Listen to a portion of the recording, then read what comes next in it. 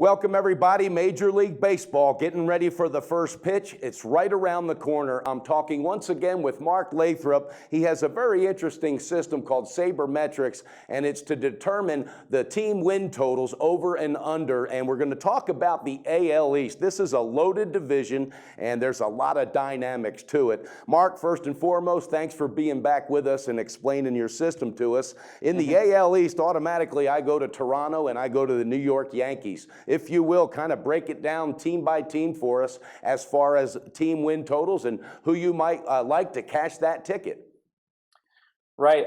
My system is just like what everybody else is seeing. Is a very tight race in the AL East. It might be a good division race to watch, but not one to wager on.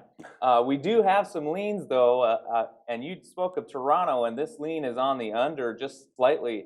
One of the reasons for that is their pitching staff is not projected to be that great. They have Marcus Stroman, and it's basically everybody else. So I see a lot of 10-8 games for Toronto, even though they can match just like the rest of them in the AL East. But at 87.5 games, their bar is set very high in this division, so the lean is to the under for Toronto. That's interesting. Yeah, I was wondering what's going to happen with their pitching staff because we know they have the offense, but there's got to come a time when they got to start shutting the opponent down. How about the New York Yankees? What's that number set at, and do you think this team might kind of take a step forward this year? Right, the Yankees are set at 85.5. The projections say if everything goes right, they'll be an 88-win team. My pick on the Yankees is I think they're the value play for the division, which is sitting at 350 at Bovada right now. One of the reasons for that is their young pitching staff is coming into their own.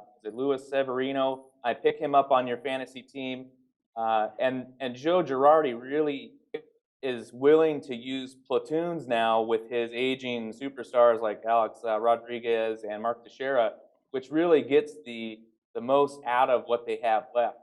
So the lineup is put together with duct tape, as opposed to a manager like in Boston. Well, I know John Farrell was out last half of that season, where he stuck with Sandoval for the entire season, and he put up the worst, as far as WAR concerned, -2, worst season of anybody in baseball, and they just kind of rode that to the ground instead of making a change. So that makes me hesitant to back Boston at this point on the division, and so the next team I see has value is the Yankees at 350.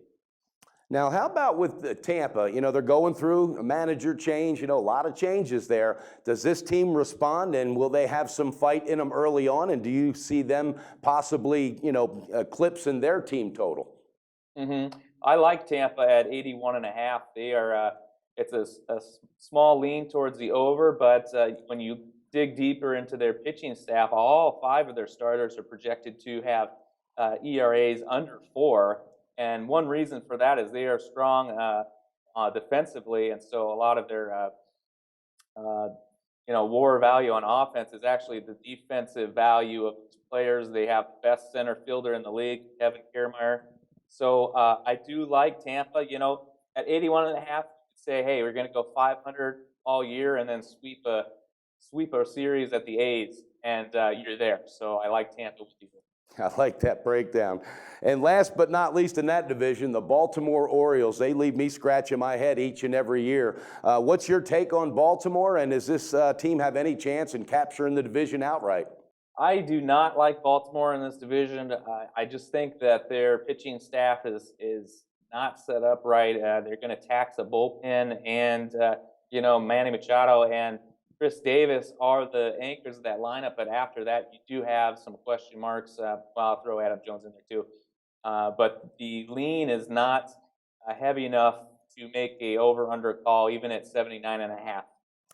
And that is, like you said before we went on camera, this is an interesting division, and some of the best advice might to be just to enjoy that division as a fan and don't wager on it. So I enjoy that. Okay, viewers, you heard it. Mark Lathrop, a nice breakdown with Sabermetrics, looking at Toronto on a lean for the under of 87.5 team wins, and Tampa Bay as a slight lean as well on the over of 81.5. And don't forget to check out Mark's articles each and every day on our picks page, and he also releases his picks with the articles that break down the game.